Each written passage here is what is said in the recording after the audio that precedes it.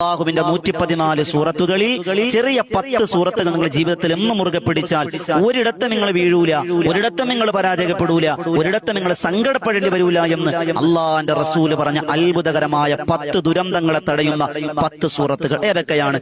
ഒന്നാമത്തെ സൂറത്ത് സൂറത്തുൽ കൗസറാണ്. ബിസ്മില്ലാഹിർ റഹ്മാനിർ റഹീം. ഇന്നാ അഅ്തൈനാകൽ കൗസർ ഫസ്വല്ലി ലിറബ്ബിക വൻഹർ ഇന്ന ശാനിയക ഹുവൽ അബ്തർ എന്ന് പറയുന്ന 3 ആയത്തുകളുള്ള ചെറിയ സൂറത്ത്. രണ്ടാമത്തെ സൂറത്ത് സൂറത്തുൽ ദുഹാന.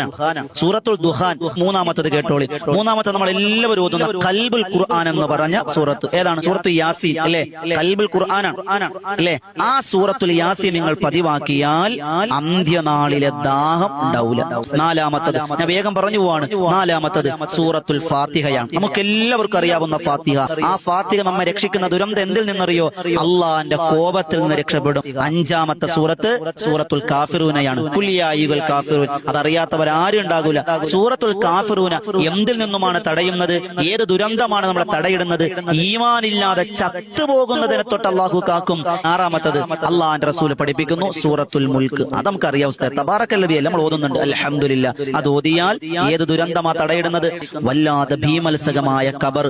അള്ളാന്റെ റസൂൽ പറഞ്ഞില്ലേ, മാ റഅയ്തു മല്ലറൻ ഖത്തു വൽ ഖബറു അഫ്ളഉ മിൻഹു യാ സുഹാബ. സുഹാബത്തെ നരകം കണ്ടു, മീസാൻ കണ്ടു, അള്ളാഹുവിന്റെ എല്ലാം പകശറയിലെ എല്ലാം കണ്ടു. പക്ഷേ മാ റഅയ്തു മല്ലറൻ ഖത്തു